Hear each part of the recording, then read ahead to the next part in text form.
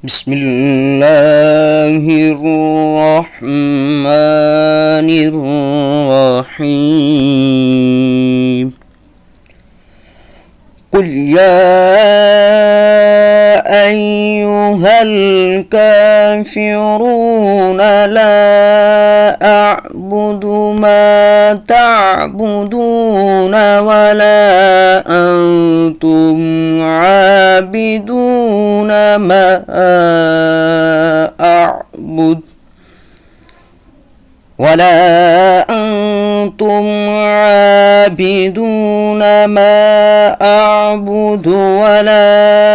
أنا عابد ما عبدتم ولا أنتم عابدون ما أعبد لكم دينكم ولي